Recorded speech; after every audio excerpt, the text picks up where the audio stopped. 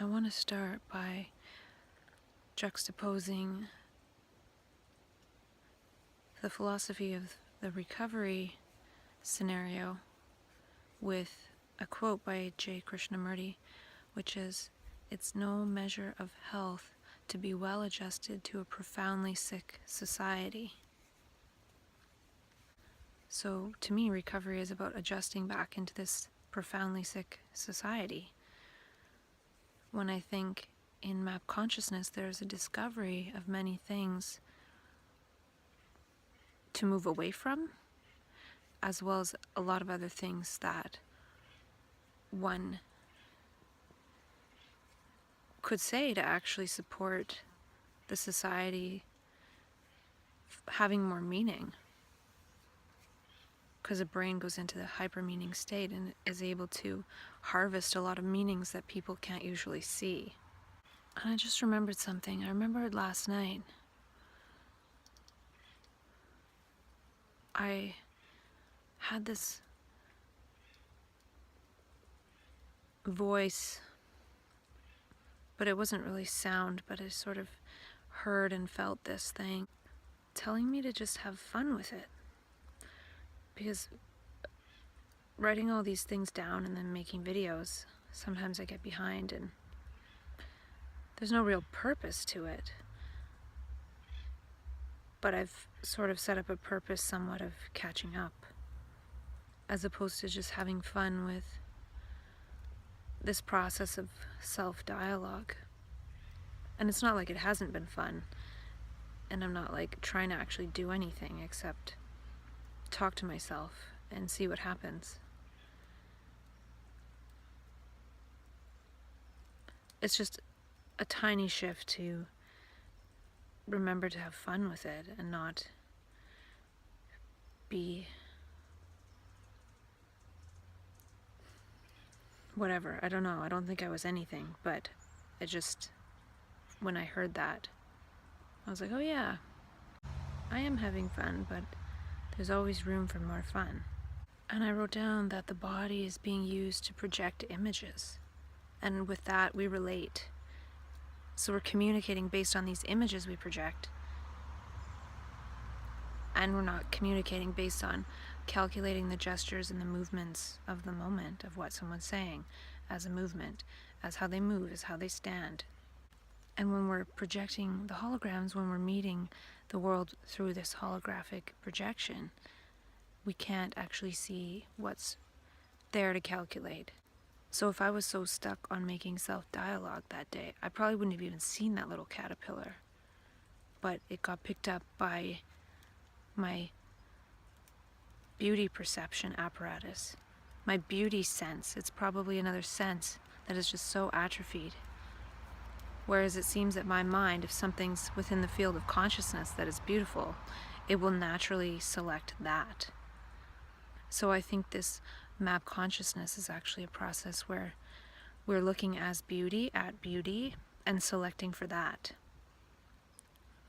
I think we just have so many areas of the brain and things that haven't even been discovered because we're not perceiving in that way, we're not being in that way, so those areas of the brain would not be activated epigenetically and epigesturetically. I think the body is afraid of holograms. Because in a way, we're afraid our holographic image of ourselves will get damaged. And even when I go into those states of distress, there's a little bit of thought energy and some kind of energy, and it could be the holographic energy of memories or prophecies or whatever, hallucinations or delusions, whatever you want to call them. And the body reacts in fear. Because we're used to reacting in fear of these holograms that we're projecting ourselves.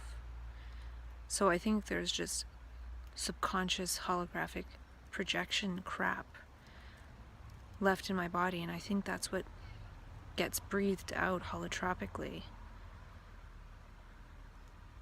And maybe when that's gone, consciousness in its purest form re-enters the body and can see through the brain. And with what Dr. Daniel Siegel was saying about the brain being integrated in regular people, and not in people with mental illness or something. The regular brain is trying to be integrated with thought. It works based on the fuel of thought. Whereas a brain of somebody who's labeled with something like bipolar or schizophrenia is trying to integrate insight. They're trying to integrate infinity, which is beauty, actually. It's the beauty of the moment. But the beauty is negated when thought structures come in and try to grasp onto a little piece and say that it knows what it is. So we're missing out on this infinity.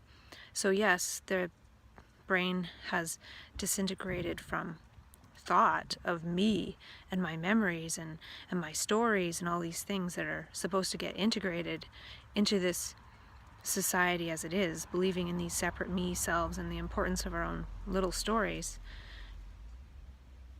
All of that becomes actually meaningless when somebody goes into map consciousness, but it's very hard for the brain to stay there.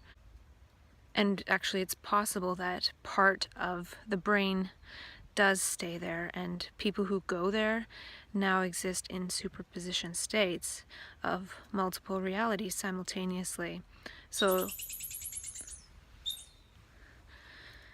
if some major rearrangement of the entire universe happened, because it's all based on consciousness is fundamental, not matter. One has a piece of consciousness in multiple dimensions, like one left a light body version of themselves in the dimension of beauty and consciousness, and then fell back into regular consciousness, and then got labeled in this material reality, and came back here to help actually help people level up to that level of consciousness that is in a world of beauty. And part of it could be that some people just don't exist there, and some people do. And yeah, it's this whole, we're all one consciousness, multiple bodies, as we walk there together, yet people don't see it, certain people die, and people are going to die anyway, so we wouldn't really notice that that's what's happening. We wouldn't really notice that certain people see it, and then they go there. And there's lots to that, and I don't want to get all crazy on you, though I could say that stuff all day long, because I've seen it. But it's really irrelevant. What's relevant now is receiving people who are in distress with unconditional love, and helping homeless people, because they are there in that other dimension. But here in this dimension, their brain is so disintegrated that they can't move. But if they were given some love and unconditionalness, a lot of them would actually be quite saintly. But they just are so saintly in a way that, and so compassionate, that they'll just sit there and wait for somebody to recognize this, and die waiting. And this whole matter world is actually way too dense for their consciousness, and they can't even move, barely, just enough to do a few things in a day. And then they have to take drugs or something to increase the fluidity of their body to be able to move around, and then people think that they're just mentally ill and stuff, but they kind of ventured into that consciousness a little bit too quickly without everyone else, and they're sort of the test in a way, that will we look at them and say, you're loved as a member of humanity, and here we will support you to not just come back into this society, but they might actually have some really good messages for us to hear. But I get off track. And I say this because I can see what they're doing. I can extrapolate my experience to their experience. And I can see different trajectories of my own life and where they might go, and they might already be there, and I'm not really sure which one I'll end up in. And that's kind of up to the progress of everybody, and not even progress, but just how people choose to see this. Like, certain people in the world have been recognized as having a high level of consciousness, and people see that and they're able to maintain that high level. Whereas if somebody's seen as just having a mental illness, well, that way of seeing that person, that consciousness, is going to keep them there. It's all about perception, and we're sensitive to the light coming out of other people's eyes. It's almost like we know how we're being looked at, and then we play the role. Because if we do anything else, then we're just seen as more crazy. So it's life energy integrating through the brain, life integrating life, not integrating thoughts and the me. That doesn't really have much to do with life. And thought energy is in circles, whereas life energy is infinity. If there was a way to put these disintegrated brains, these so-called mentally ill brains, in paradise, in a world of beauty, they would probably all of a sudden be completely fine. And actually, I remember the very first time this all happened to me, I was talking with the psychologist and I was not doing well at all. And then, as soon as I went outside, I felt completely different. I felt like I could be out there all day. It was almost like I was free. But then as soon as I went back home, I didn't feel well again. I felt like I was back in the energy of the structures. And I hope I do okay when I go back home. This actually might be really important to actually get myself quite strong in my brain before I go back home, even if it's in a month or 2 months or 4 months. Look. Hi, bud. What are you doing? Come here. Come here. Are you the one making noise? You're not a bear.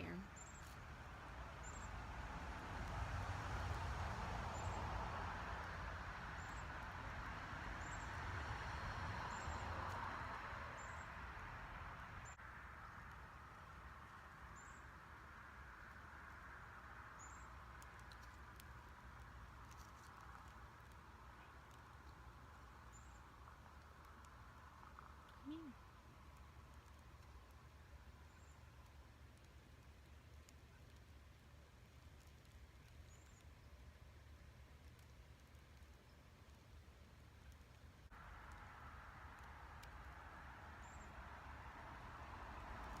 Good. Come here.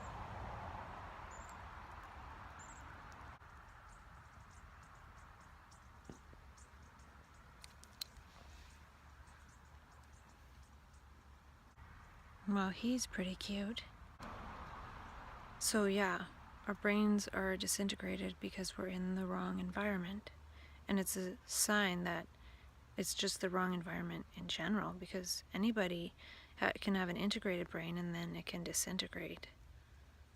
The energy of infinity is much greater than the energy of thought and the glue that holds thoughts together to form this illusion of me.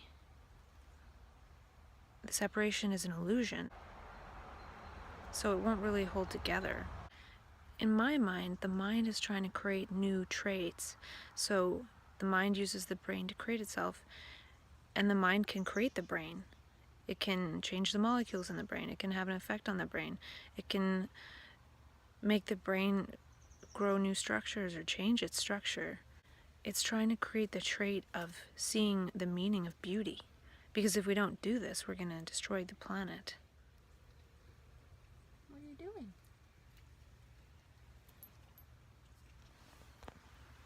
Oh, he's cute.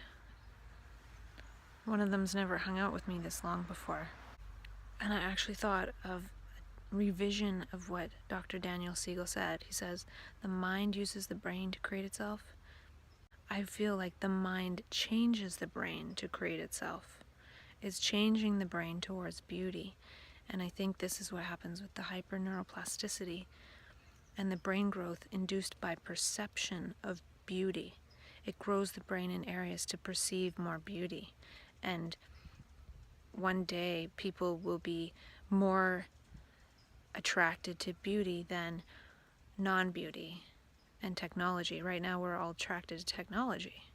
And he said the mind can change molecules. Well, the mind can turn on genes and things, and that's probably what it's doing. It's making epigenetic changes to the brain such that it produces some of the neurotransmitters such as DMT and blah blah blah, and all the flow chemicals. This can be turned on by mind and consciousness. And each time it happens, each time it creates that brain state, it's exercising that brain state, so it'll eventually become a trait. So I think those manic traits are very important to actually practice, because I feel they can be created through gesture, but in the mind, in desperation, that we're not gesturing in these ways and reaching out in these ways, makes it so we're animated to do so by changing our brains. And if we do it ourselves, the mind doesn't have to do this. And I was talking about superposition states, and I know I have several other superposition states where I exist in other realities simultaneously. And my self-dialogue, in a way, is making this mind as this person relational, and maybe other people can relate to some of it, because it's not really a personal thing. And in a way, the mind is trying to make us more relational by animating us in ways that make us more relational, in terms of saying hi and smiling and being joyful and dancing and singing and being spontaneous, and all these things that in our regular daily life we wish we could be. Some people get the blueprint for another brain. And then the mind is compassionate in that it gives us the opportunity to walk there ourselves with our material body, but we have to gesture ourselves there. There's really something about this reaching out and how we reach out, and just reaching out. Not reaching out with a certain motive, but just the way we reach out. And he spoke about linking the differentiated parts of a complex system and how we're complex systems. Well, we're actually trying to link the differentiated parts, as in other human beings, other minds, nature. These are part of consciousness, these are part of the mind. But we're actually, in the way we're integrated now, we're disintegrated from most of the mind, from most of what we are. So I just feel that there's certain aspects that are missed a little bit when one hasn't necessarily gone beyond the current limitations of the brain, because one then doesn't have that vantage point. And then the people that do have that vantage point are put at disadvantage by the way they're treated and seen and received. So is it impaired integration and bipolar and things, or are we trying to integrate something else? I feel like beauty is trying to integrate into our mind, and trying to integrate our mind and brain. And seeing beauty and just being able to understand nature by just looking at it is a different form of intelligence. If we all had that, we wouldn't need science. Science is all about manipulating variables to find some kind of useful thing that we can manipulate further to control something. But when we understand things, and we understand the beauty and the intelligence and the elegance of it, we don't destroy it, we let it be, because we know it has its proper place. And plus, it's fun to just go around and learning about nature from its source. Being able to see beauty and understand nature, or just be with nature, I don't know if it's understanding it or have some kind of communication or communion with it, is the most incredible thing. It's better than any TV show that we have. And I wonder, I've asked the question, does nature exist if we're not looking? And when we're not looking and loving and paying attention to it, it starts to disappear. Peekaboo. Peekaboo, little guy. So yeah, impaired integration in bipolar is definitely, in my mind, a limitation of perspective of a mind who's never taken multiple perspectives or infinite perspectives, or actually felt like they were a bird, and all these other experiences that are somewhat disembodied, but actually give consciousness an algorithm by which to calculate something else, which is the beauty of things and the interrelatedness and the interconnectedness. And it's like an education beyond any other that gives one the perspective that is so needed right now, to be able to see through other perspectives, to just know, just looking at something, that it's valuable and it's unique and it's special and it's a differentiated part, And by perceiving it and understanding it and seeing its beauty, that is the link. That links it. So the more we look at stuff and realize its uniqueness and value and have a conversation with it and not just cut it and scrape it and squash it and throw it, then we're differentiating and linking the whole mind, every single thing in nature, to ourselves. And that's what's happening in the bipolar brain. Just one of the things. There's a lot of things. It's quite unlimited. But I feel a lot of the value of the bipolar brain is squashed when a person has said, well, you're mentally ill, you're defective, you have to take medications forever. The thing I feel partly is happening for me is I can take medications to dull certain aspects, like the thoughts coming back in or whatever it is, or some of the systemic crap that is difficult to be sensitized to, but is becoming less powerful at being able to actually dull me out completely to where the intelligence is not operating. So it's like getting more strong after walking around with a lead bodysuit on. And one needs to do that when one is living more in the field of consciousness and less in the field of thought.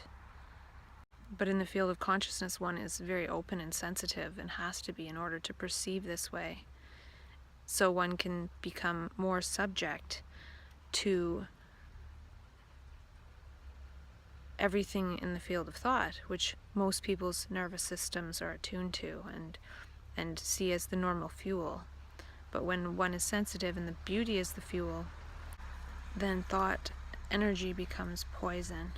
And one has to poison oneself to be less sensitive, to not experience that stuff. We're all one consciousness, and it's related to the brain stuff, and I can understand somewhat what's happening to people who are labeled as mental illness, what's happening with homeless people, and what's happening with autism. It's when you look at it from the perspective of the human brain, not my brain and my ego and my thoughts and me, but the whole brain and the function of the human brain, what it's doing and where it's moving towards. And you can see how certain brains get diverted along certain tracks, and you can see, if you think about it as the evolution of humanity and how it's devolving, you can see why these poor children are being born with brains that won't accept the thought programs. More and more of us are becoming allergic to thought programs and the mechanical nature of it. The planet cannot withstand having more humans on it with these mechanical thought programs in operation. And I don't think the kids with autism are doomed. I actually feel like they just need a different medium. They need a different time frame. They need a lot of beauty, a lot of love. And again, will we love them? Will we love them? Do we love the homeless people? Do we love the people who get altered states and then come back to this reality and then are pathologized? How are we receiving these people? How is the system of thought receiving people who don't seem to be able to acclimate to this mechanical system of thought? I got through nearly one page of 30.